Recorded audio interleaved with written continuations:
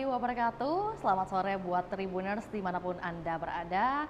Senang sekali rasanya saya Fiorina Jeretno dapat kembali menyapa Tribuners dalam program kita sore hari ini, spesial program Ngobrol Politik edisi 22 November 2024, sesuai dengan tanggal yang begitu indah dan cantik. Sudah hadir bersama kita juga satu sosok perempuan yang tentunya juga menjadi pemanis juga ya, sangat cantik juga. Dan hari ini spesial karena kita berjumpa lagi dengan beliau dan kita akan membagikan informasi, dan tentunya informasi ini dibutuhkan oleh Tribuners dengan tema bertajuk Tanggung Jawab Partai Nasdem menangkan sehati di Kota Makassar. Sudah bersama kita ada Ibu Andi Rahmatika Dewi selaku Ketua Tim Kampanye pasangan calon Andi Seto Asapa dan juga Reski Mulfiati Lutfi, atau dengan tagline Sehati. Langsung saja kita sapa narasumber kita di sore hari ini. Selamat sore Bu. Assalamualaikum warahmatullahi wabarakatuh. Assalamualaikum warahmatullahi wabarakatuh. Waalaikumsalam, dan selamat sore juga buat teman-teman Tribuners yang sedang menyaksikan live ini ya.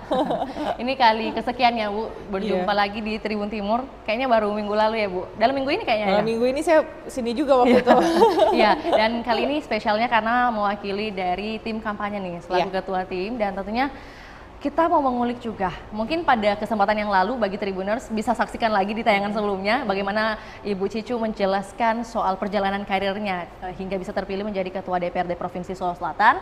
Dan kali ini menyoal bagian dari tim kampanye nih, dari pasangan Sehati. Ibu, dengan melihat adanya kesibukan dari menjadi Ketua Tim dari pasangan Sehati, kemudian juga menjadi Ketua DPRD, menjadi ibu rumah tangga juga pastinya.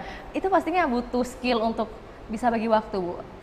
Lantas mungkin kesibukannya yang menjadi prioritas saat ini yang mana nih? Ya, jadi memang ini lagi masa-masa hektik ya, atau masa-masa sibuknya, karena memang kita lagi dalam masa kampanye menyambut pilkada gubernur, pilkada wali kota, dan seluruh kabupaten kota yang ada di Sulawesi Selatan. Dan di saat yang bersamaan juga saya baru saja dilantik sebagai Ketua DPRD Provinsi. Jadi semuanya disyukuri lah ya. Dan yang pastinya sih sebenarnya kalau saya bilang tinggal kita aja mampu memanage waktunya seperti apa. Dan juga skala prioritas, seperti yang saya selalu bilang, kalau dalam kehidupan itu kita harus punya skala prioritas supaya kita bisa tahu apa yang harus diutamakan, didahulukan dulu, baru kita melangkah ke list yang berikutnya. Jadi kalau saya sih seperti biasa, kalau prioritas selalu keluarga nomor satu, setelah itu baru pekerjaan yang karena sekarang karena kampanye kan nggak lama ya, masanya hanya sampai tanggal 23 November ini, 24 kita masuk masa tenang. Jadi memang otomatis masa sibuk saya itu hanya tidak terlalu, artinya hanya beberapa bulan terakhir ini saja lah di masa-masa kampanye. Alhamdulillah di DPRD juga kami karena kerjanya kolektif, jadi kalau ada satu yang nggak bisa, ada wakil yang bisa membackup, dan saya juga bisa mendelegasikan tugas kepada mereka. Jadi kita saling support lah satu sama lain, dan alhamdulillah sejauh ini so far so good. So far so good. Tapi bagaimana respon dari keluarga Ibu? Mungkin maksudnya kan ini dengan mungkin istilahnya pergi pagi, pulangnya tengah malam mungkin itu gimana? Betul. Apakah mungkin ada pro kontra? Kalau paling yang suka protes tuh anak saya ya. Jadi dia biasanya cuma bilang, Mami ini kok sibuk banget gitu kan ya. Cuman tapi pada dasarnya dia tuh udah paham, karena kan saya ini kan politisi yang bukan baru 1-2 tahun bergelut di bidang ini. Ya alhamdulillah pada saat saya sampaikan, kan Mami lagi kampanye untuk pemilihan wali kota, pemilihan gubernur. Jadi saya sampaikan setiap saya mau keluar kan pasti tanya mau kemana. Saya mau nemenin dulu ya, Umayma mau nemenin Sehati dulu ya kampanye gitu. Atau enggak saya bilang mau nemenin Ibu Fatma ya pergi kampanye, dan dia udah paham gitu. Karena sudah terbiasa, dan saya juga sudah menjelaskan dari awal bahwa kita ini lagi kerja, lagi kampanye, jadi dia paham. Kalau anak saya sih lebih paham, kalau suami sudah pasti lah ya, karena udah sekian puluh tahun bersama, udah paham ritme kerjanya seperti apa. Jadi maksudnya siklusnya udah tahu juga bagaimana. Lantas Bu, ini kan bukan hanya untuk menjadi bagian dari tim Sehati, tapi juga menjadi bagian dari Andalan Hati atau calon gubernur kita. Lantas ini kan ada, kalau gubernur kan ini keluar kota, ya kan ada jalan dinas lah. Bagaimana mengatur waktu dengan adanya Sehati ini juga? Iya, jadi ini sih sebenarnya kan kalau kita kerja kan ada teamwork ya, nggak mungkin semuanya saya yang kerja sendiri. saya di backup dengan teman-teman yang begitu hebat, teamwork dari sehati yang luar biasa, semuanya masih muda dan talented semuanya.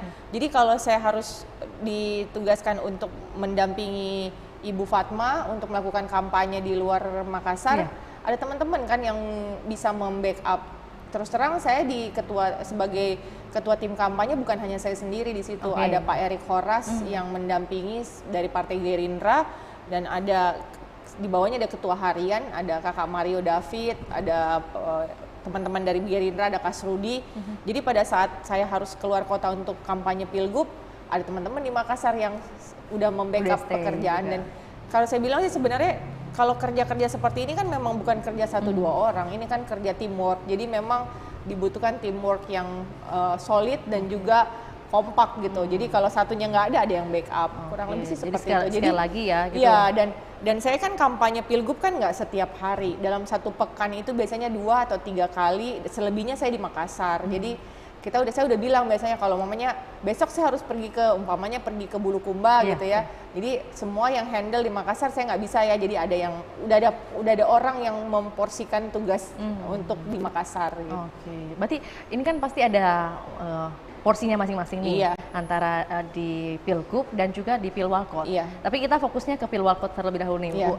Untuk segala agenda dari Sehati, apalagi tim pemenangan itu pastinya banyak agenda yang harus dilaksanakan. Lantas mungkin yang paling berat menurut Ibu ketika terjun langsung ke lapangan itu dalam hal apa sih untuk kampanye Sehati ini? Sebenarnya yang tantangan terbesarnya dari semua model kampanye yang kita lakukan di Pilwali ini mungkin pada saat kampanye akbar, kemudian pada saat debat kandidat. Itu yang membutuhkan effort yang lebih besar dibandingkan kegiatan-kegiatan yang lainnya gitu, karena ada prepare, kemudian juga harus mempersiapkan tempat venue yang lebih besar, kemudian juga kenyamanan orang yang datang. Itu yang sebenarnya tantangannya sih di situ. Kalau model kampanye yang lain sebenarnya tantangannya nggak terlalu besar sih. Yang paling besar itu tadi cuman pada saat kampanye akbar dan debat. Waktu itu deklarasi kampanye akbar dan debat kandidat. Itu yang effortnya lebih besar rasanya pada saat kita harus persiapkan. Penasaran Bu, kenapa harus yang paling besar itu debat? Dari segi apa? Mungkin bagiannya porsinya Ibu dalam hal ngapain aja nih? Kalau saya tentu saja kita harus mempersiapkan kandidat kita sesuai dengan tema debat apa pada saat itu. Kemudian juga mengatur teman-teman tim yang akan masuk ke dalam gitu. Mulai dari apa yel-yelnya, kostumnya. Itu kan itu juga menambah kemeriahan suasana ya. Dan kita juga karena walaupun yang masuk di dalam debat itu terbatas, kayak mau cuma 50 orang, tapi begitu banyak tim relawan yang mau ikut mengantar. Jadi kita harus mempersiapkan tempat untuk nobar dulu, karena mereka nggak bisa ikut ke venue dan lain-lain. Lebih ke seperti itu sih. Ini Bu, dengan posisi Anda saat ini, tentunya pastinya ada masukan begitu, kritikan untuk menjaga integritas Anda nih, lembaga DPRD, kemudian juga menjadi bagian dari kampanye. Bagaimana tanggapan Anda dengan misalnya ada statement yang takutnya Ibu nggak netral mungkin istilahnya? Kalau DPRD sendiri kan memang lembaga yang basisnya kan isinya politisi yang tidak bisa terlepas tentunya saja dari partai politik.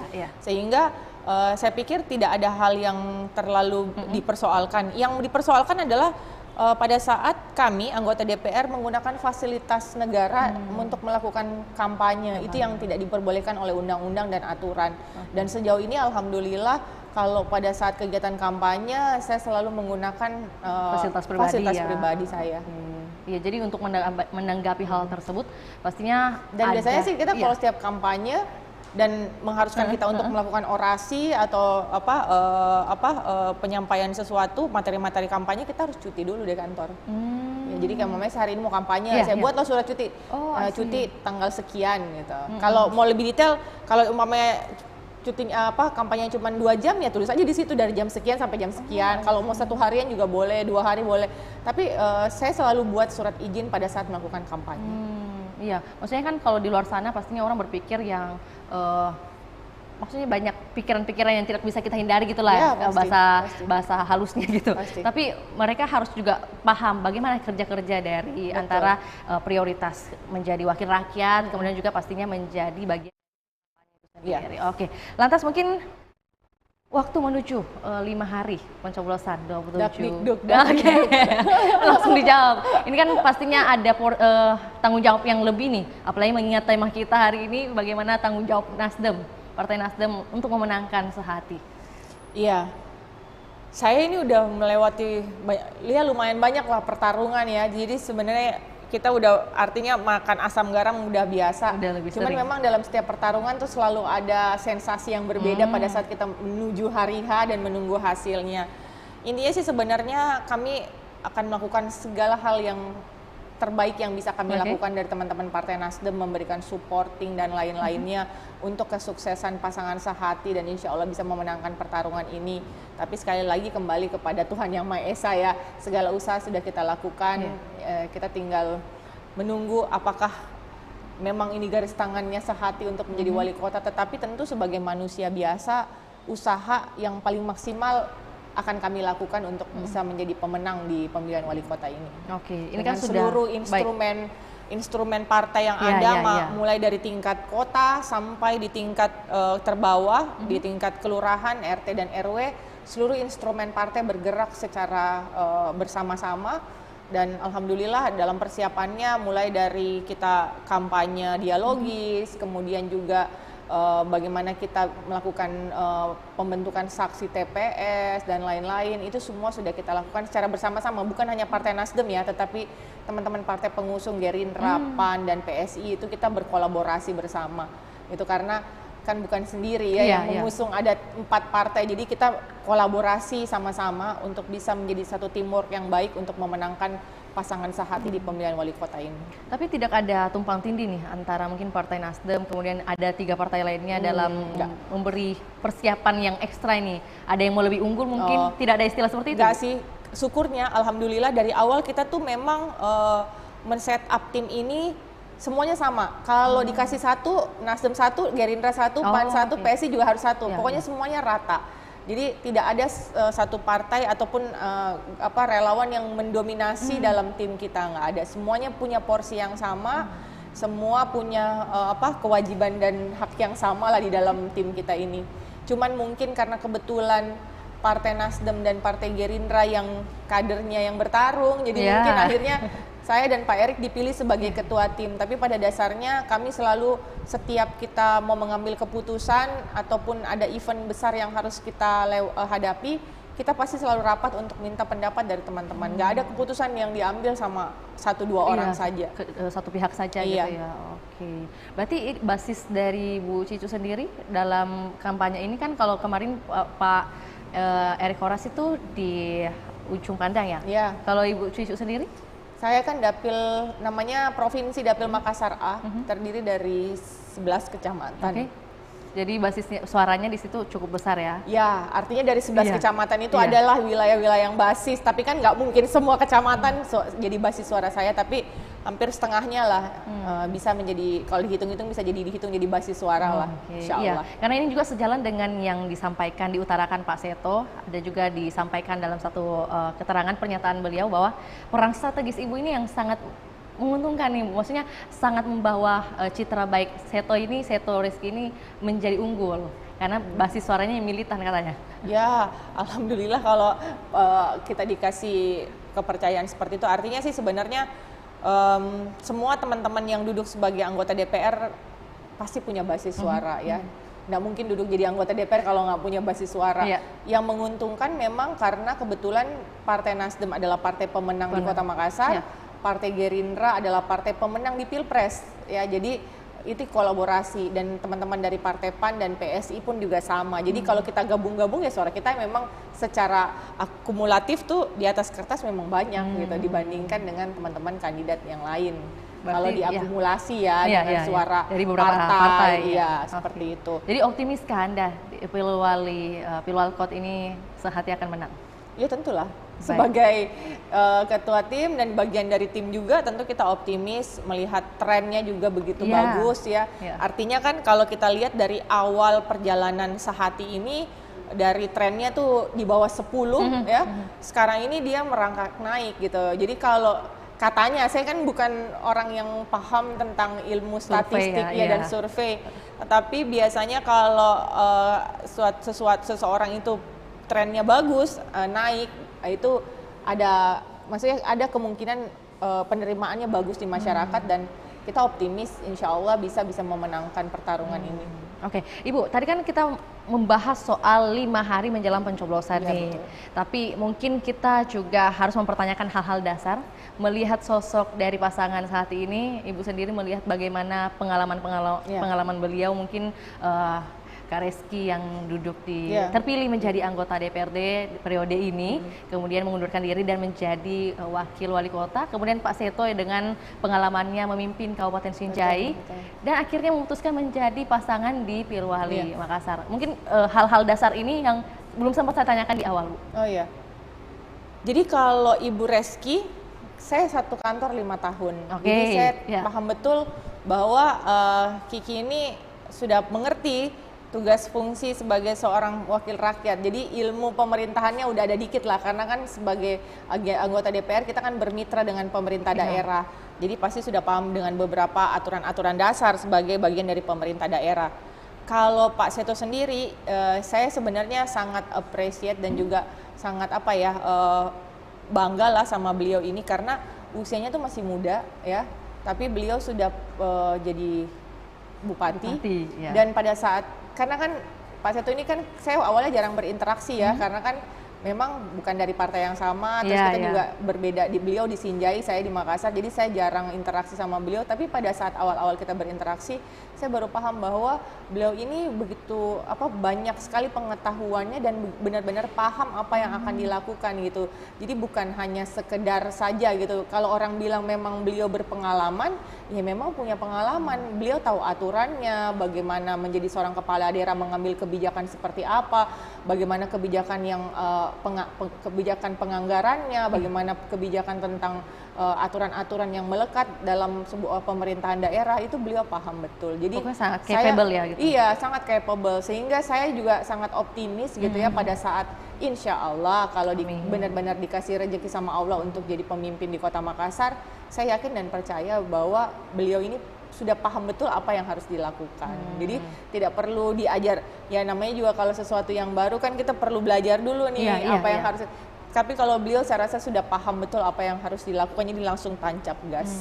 Jadi memang paket yang lengkap menurut Ibu Cicu ya. Antara eksekutif dan legislatif gitu. Jadi combine-nya tuh bagus gitu, dan yang lebih membanggakan lagi karena dua-duanya anak muda. Dua-duanya dari milenial gitu. Jadi kalau saya itu yang paling bikin pemilihan ini menjadi begitu berwarna, karena ada perwakilan dari kaum milenial yang bukan hanya jualan muda ya, karena kan sekarang orang pilih anak muda ya, kita juga mau milih anak muda, tapi kita mau pilih anak muda yang punya kemampuan, ada rekam jejak yang jelas. Saya mau kalau kayak gitu, dan ini kita bisa jual itu, bahwa anak muda ini patut dipilih karena beliau punya kemampuan, punya pengalaman, rekam jejaknya jelas gitu, dan itu sudah terbukti gitu. Jadi enak jualannya. Oke. Ini tanda kutip ya jualannya. Iya, jualannya maksudnya enak di kampanyein ya maksudnya ya. Paham. Ibu Cicu, melihat bahwa itu tadi pengalaman-pengalaman positif yang bisa disampaikan untuk Tribuners ketahui juga. Tentunya kan ada opini-opini juga di luar sana yang bilangnya kan memimpinnya dulu di Sinjai, kenapa harus di Makassar lagi?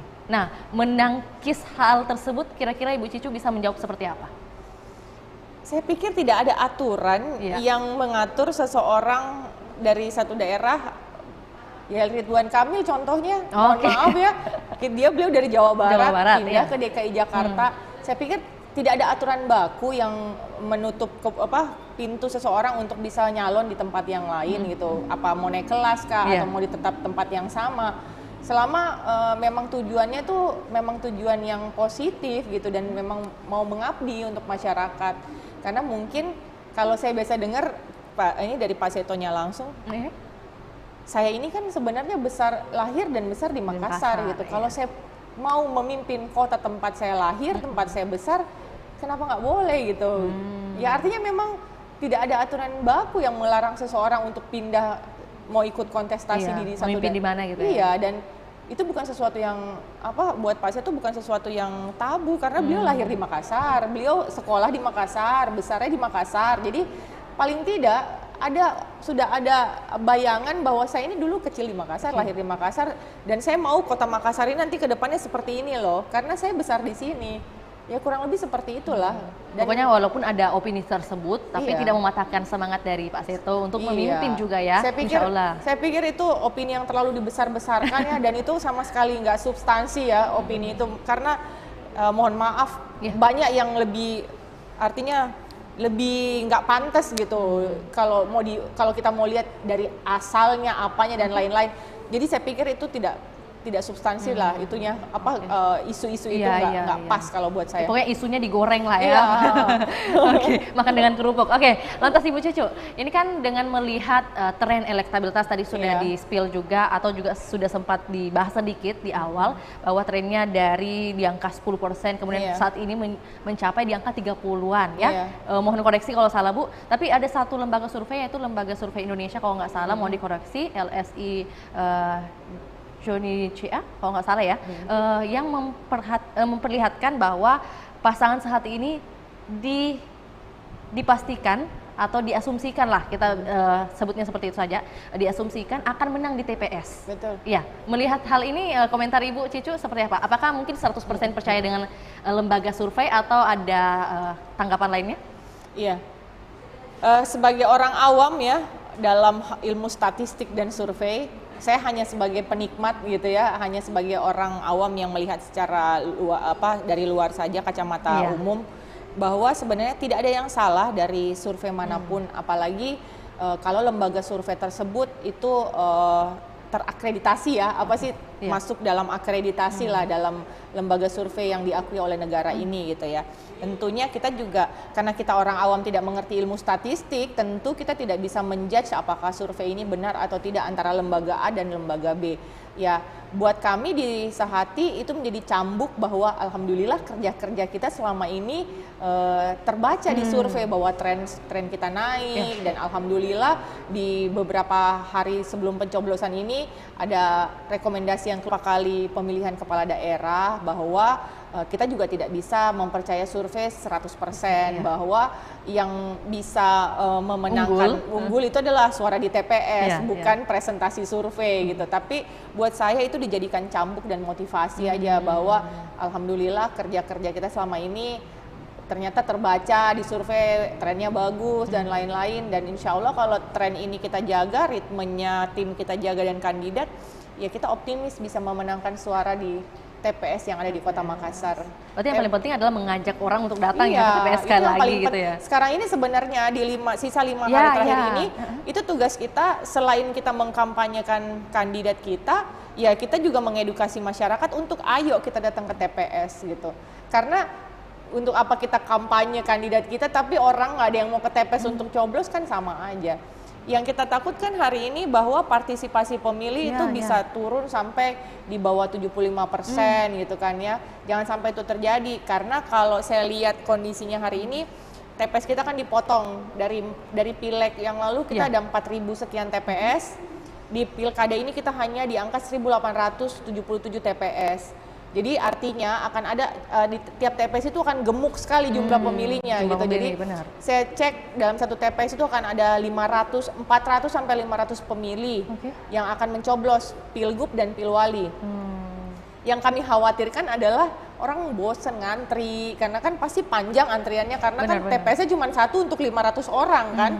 Ya itu yang perlu diantisipasi, bagaimana kita bukan hanya tim Sehati tetapi mulai dari KPU, pemerintah daerah, Bawaslu dan lain-lain, yang seluruh stakeholder lah.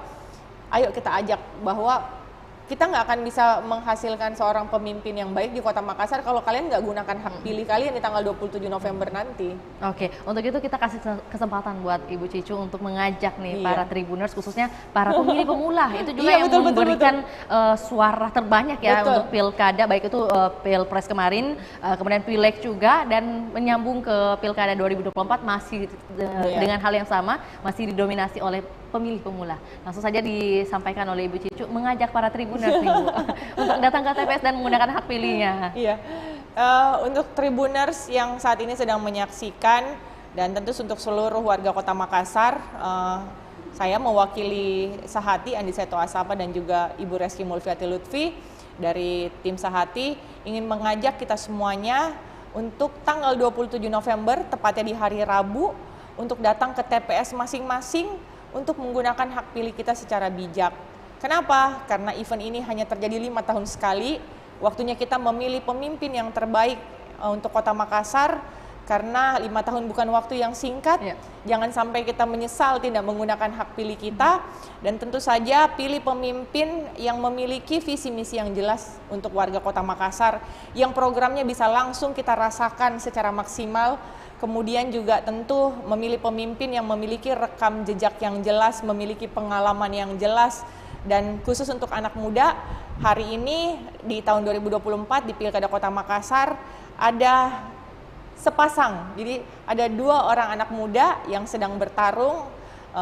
Mudah-mudahan teman-teman anak muda yang ada di rumah, warga Kota Makassar, bisa memberikan kepercayaan kepada mereka berdua untuk menjadi pemimpin di Kota Makassar, yang insya Allah akan membawa kota ini menjadi kota yang semakin maju dan nyaman untuk kita semuanya. Amin. Jangan lupa coblos nomor 2 tanggal 27 November hari Rabu. Oke, terima kasih Ibu Cicu. Tapi tidak sampai di sana teman-teman, karena kita juga ada data terbaru. Ini kan untuk tadi ajakan buat Tribuners datang ke TPS. Itu kalau mendengar suara Ibu Cicu kayaknya langsung semua datang deh. Oke, kemarin ada 2 lembaga survei yang merilis hasil temuannya untuk Pilkada Makassar 2024 nih Bu. Kita sebut saja paslon mulia masih tertinggi ya. Ini berdasarkan survei ya. Kemudian LSI Deni JA yang tadi saya sampaikan tadi, hari Rabu sebut elektabilitas sebesar 34,6%. Hanya selisih 5,1 poin dari Sahati yang di angka 29,5% Tribuners. Sedang lembaga indikator sehari kemudian, yakni Kamis menyebut mulia di angka 41,9 dan Sahati di angka 20,6, selisih 20 poin.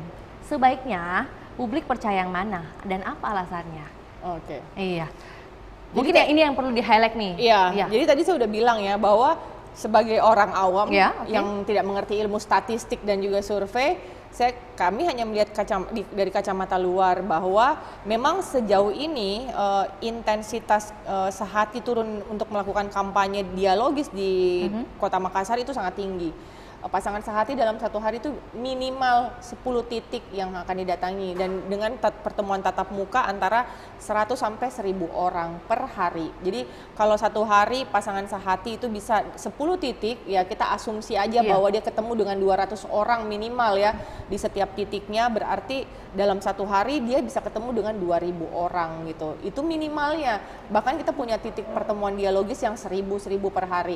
Artinya kalau kita lihat survei Deni JA yang trennya itu naik ya artinya itu sejalan dengan apa yang memang kami lakukan di lapangan gitu. Jadi buat saya, kalaupun memang ada survei pembanding, ya itu sah-sah saja, silahkan. Semua orang punya argumentasi yang berbeda, punya ilmu statistiknya juga pasti lewat kajian yang matang gitu. Jadi kita juga tidak bisa menjudge siapa yang benar dan siapa yang salah. Tetapi buat kami di tim Sahati bahwa itu menjadi cambuk, karena di survei manapun juga kelihatan trennya Sahati kan itu naik ya. Jadi artinya kerja-kerja kita selama ini sudah dalam on the track gitu yang sebenarnya. Ya kalau opini publik sendiri seperti yang saya sampaikan tadi bahwa bukan hasil survei yang menentukan kemenangan di TPS nanti gitu. Jadi kita tunggu saja hasilnya di tanggal 27 November seperti apa, siapa yang memenangkan pertarungan di Kota Makassar gitu. Karena kan kita sudah lihat di banyak pilkada, tidak semua hasil survei yang dirilis itu yang menang gitu kan ya. Banyak kok contoh-contohnya. Jadi buat kami, ini kami jadikan sebagai cambuk dan motivasi untuk terus menjaga semangat dan juga menjaga basis suara Sahati untuk tetap on the track sampai di tanggal 27 November. Oke, paham. Jadi sekali lagi mungkin yang bisa digarisbawahi untuk Tribuners ketahui bahwa jangan asal percaya saja dengan apapun hasil dari lembaga survei, karena memang itu lembaga survei juga memang menggunakan metode yang ada, tapi hasilnya juga atau respondennya juga ini kan kita tidak tahu ada siapa saja gitu ya di balik itu. Jadi pesan kan, untuk Tribuners kalau sebagai orang awam yang kita lihat kan warga Kota Makassar kan 1 juta orang, samplingnya 800, samplingnya 600. artinya kan pengambilan Masih sampling, iya itu kan sangat sedikit Iya. di setiap perwakilan kecamatan dan ya mohon maaf belum tentu juga pada saat diambil sampling mungkin saja bukan di basis suaranya atau pada saat itu di basis suara. Itu kan semuanya metode. Artinya kita sebagai orang awam tidak bisa menjudge bahwa metode ini benar dan salah gitu. Jadi ya buat kita sih sebenarnya kita nantikan saja tanggal 27 November siapa yang akan memenangkan pertarungan kota gitu. Oke. Yang paling penting adalah masyarakat percaya dengan pilihannya sendiri. Betul. Tidak terpengaruh dengan adanya Tidak politik uang gitu ya. ya, tidak diintimidasi, tidak ada money politik dan lain-lain. Oke, itu yang paling penting Ibu. Lantas mungkin lebih lanjut lagi, kalau berbicara tentang kampanye, itu kan pasti ada beberapa bentuk kampanye yang sudah dilakukan oleh tim Sehati, khususnya juga yang ikut serta Ibu Cicu di dalamnya.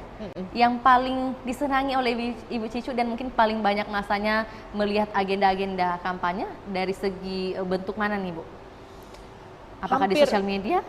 Oh ya, kalau sosial media kan ya karena memang hari ini kita udah nggak bisa bilang enggak, semua orang menggunakan sosial media sehingga media ini menjadi salah satu media kampanye yang sangat efektif ya, TikTok, Facebook, Instagram, ya WhatsApp group, itu menjadi salah satu media kampanye yang buat saya murah gitu ya, dan juga efektif ya, selama konten-konten yang kita sajikan itu memang tepat gitu. Kemudian model kampanye yang lain juga biasanya kita melakukan kegiatan olahraga ya. Ada kayak pound fit, kemudian kita ada zumba, ada senam. Jadi nggak monoton gitu. Kegiatan kampanye kita hanya kegiatan tatap muka, dialogis, diskusi gitu. Tapi kita ada kegiatan yang bagaimana kita mengajak anak muda, ayo kita gaya hidup sehat. Apalagi Pak Seto itu memang cukup suka berolahraga, sporty ya? Dia sporty, dia suka lari, dia suka sepedaan gitu. Jadi kayaknya memang kegiatan-kegiatan olahraga menjadi salah satu kegiatan yang kita cukup senangi untuk jadi media kampanye di Sehati gitu. Dan juga kan anak-anak muda kan doyan ya kayak pound fit gitu. Kemudian kegiatan lainnya kayak bakti sosial, kita melakukan pemeriksaan kesehatan dan lain-lain. Kemudian biasanya juga kita buat kayak kayak touring dalam kota dengan komunitas motor yang ada gitu. Ya macam-macam ya, hampir semua udah kita jalanin sih. Kalau untuk berarti melihat apa yang menjadi tren sekarang juga ya. Karena kan sekarang ini tren gaya hidup sehat itu mulai tumbuh lagi Bu ya. Dan di CPI banyak yang olahraga. Anak muda itu lebih senang dengan model-model kampanye yang tidak terlalu terlalu serius, monoton yang kayak konvensional lah pokoknya. Ya, konvensional dialog, kemudian tatap muka. Ya, kayaknya anak muda tuh kurang begitu menyenangi metode itu gitu. Jadi kita ajak olahraga, kemudian kita ajak touring dalam kota atau kita ajak live music sama-sama. Ya, kita bahkan live music ada? Ada pernah. Jadi kita biasanya kayak berapa hari yang lalu kita nongkrong di sebuah kafe yang ada di Kota Makassar ya. Bagian dari mensupport UMKM Kota Makassar ya. Jadi kita jadi tim Sehati itu suka setelah selesai kegiatan kampanye satu harian biasanya Pak Seto dan juga Ibu Reski itu mampir di salah satu kayak coffee shop atau kayak nongkrong gitu ya. Nongkrong yang punyanya anak muda. Itu kan bagian dari kita mensupport UMKM lokal gitu kan. Nongkrong di situ sambil menikmati live music yang ada atau band-band yang ada. Dan berkenalan dengan seluruh anak-anak milenial, anak Gen Z yang ada di situ, itu kan bagian dari kampanye juga. Benar. Secara tidak langsung. Secara gitu nggak ya. langsung. Jadi memang bentuk kampanyenya sudah unggul lah. Ya, kalau kita katakan aja beragam. beragam. Tapi unggul juga sih karena maksudnya jarang dipikirkan oleh pasangan lain mungkin ya. Karena mungkin kandidatnya anak muda jadi jauh lebih artinya karena energik juga. Jadi dan mungkin ya artinya kalau anak muda mungkin out of the box ya cara berpikirannya. Oke, berarti ini satu pertanyaan penting juga Bu Cicu, dengan adanya beragam kegiatan kampanye, kemudian program-program yang diperkenalkan juga kepada masyarakat itu juga beragam, dan ini kan sejalan dengan program-program nasional juga nih oleh Pak Presiden kita. Kemudian seberapa besar pengaruh atribut ruang publik? Kita kan melihat nih sepanjang jalan ada banyak baliho-baliho dari pasangan Sehati, kemudian ada juga gambar-gambar lucunya juga tuh. Kira-kira Ibu Cicu sendiri melihat hal ini masifkah untuk menggerakkan masyarakat memilih pasangan Sehati dengan adanya atribut, kita katakan atribut ruang publik nih? Kalau atribut ruang publik kan sebenarnya selain untuk meningkatkan tingkat pengenalan ya, popularitas ya, karena kan nggak semua orang mungkin saja ya nggak semua orang main sosial media, nggak semua orang buka berita gitu, nggak semua orang buka WhatsApp untuk bisa ngelihat. Jadi ya kita bantulah pakai ruang publik untuk bisa orang tuh eye catchy, lihat siapa nih Sehati gitu kan ya. Oh ini salah satu kandidat pasangan wali kota gitu, anak muda dua-duanya, karena desain balihonya, desain ruang publiknya tuh beda dari yang lain gitu. Bener. Sangat mencerminkan anak muda lah ya. Ya mudah-mudahan sih lewat media-media yang seperti baliho dan spanduk dan lain-lain ini bisa meningkatkan pengenalan kandidat kita, kan ilmunya kenal dulu baru dipilih. Jadi kalau nggak dikenal nggak mungkin dipilih kan. Jadi itu strategi juga ya. Berarti ini termasuk bagian dari strategi kampanye dari Ibu Cicu juga kepada tim Sehati. Iya, artinya memang hampir sih semua rata-rata begitu ya, mengisi ruang publik. Kayaknya di semua tiang listrik di jalanan udah ada gambarnya. Oke, lantas mungkin sebelum kita ke closing statement, tentunya ada pertanyaan titipan juga. Ini kan, jika pasangan Sehati terpilih, apa langkah awal yang akan diambil oleh Ibu Cicu selaku ketua tim untuk bagaimana pasangan Sehati ini merealisasikan janji-janjinya yang sudah diberikan kepada masyarakat? Ya, jadi di tim besar Sehati itu memang sudah merancang namanya program 100 hari kerja. Jadi program 100 hari kerja insya Allah pada saat Sehati memenangkan pertarungan di Kota Makassar itu sudah ada. Dan kita berharap bahwa program 100 hari ini bisa langsung running pada saat mereka berdua terpilih dan dilantik insya Allah. Dan kita lihat memang hampir semuanya bisa dilakukan secara maksimal ya, mulai dari urusan infrastruktur, kemudian urusan pendidikan, kesehatan dan lain-lain, itu insya Allah kita kejar untuk program 100 harinya untuk bisa dilaksanakan. Ya sebagai bagian dari pertanggungjawaban kami juga dari Partai Nasdem untuk mengawal visi misi mereka berdua untuk bisa langsung dirasakan oleh masyarakat. Gitu. Karena kan jaminannya ada Nasdem, Gerindra, PAN dan PSI yang menjamin bahwa dua kandidat ini akan merealisasikan visi misi yang mereka sudah sampaikan gitu. Ini tugas kami untuk mengawal. Lantas untuk closing statement kita, tentunya sekali lagi kita tadi udah closing statement yang ajakan, ternyata masih ada lagi. Ini bukan jebakan Ibu ya.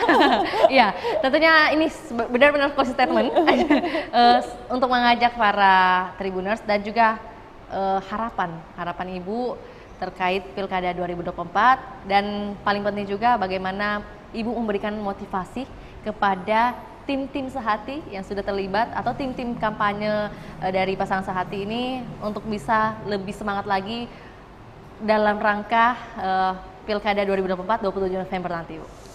Iya, jadi saya mau mengucapkan terima kasih dan apresiasi yang setinggi-tingginya untuk teman-teman yang sudah ada di tim Sehati yang sudah melakukan kerja-kerja bersama secara maksimal. Insya Allah kita kawal 5 hari ke depan, kita tetap kompak, tetap sama-sama bisa mengawal kandidat kita sampai terpilih di TPS dan memenangkan suara di TPS masing-masing. Kemudian untuk warga Kota Makassar, sekali lagi ajakannya bukan hanya sekedar ayo memilih Sehati, tetapi ayo memilih Sehati dengan datang ke TPS kita masing-masing, gunakan hak pilih kita secara bijak. Pesta demokrasi ini hanya terjadi 5 tahun sekali. Ingat Ki, seluruh kebijakan yang dilahirkan di Kota Makassar, baik itu kebijakan yang bersentuhan dengan pendidikan, kesehatan, itu dilahirkan oleh seorang pemimpin yang namanya wali kota. Jadi kalau kita mau punya wali kota yang pro terhadap masyarakat Kota Makassar, ya pilih nomor 2 Sehati dengan program baju seragam sekolah gratis, kesehatan gratis, iuran sampah gratis, dan banyak lagi yang lainnya yang programnya ini langsung bisa kita rasakan, langsung ke person rasakan gitu ya, tanpa ada birokrasi yang berbelit-belit gitu. Jadi seperti itu sih. Jadi jangan golput. Yang paling penting jangan golput. Dan kalau datang ke TPS katanya pilih nomor 2 ya, Bu. Iya benar, pilih anak muda.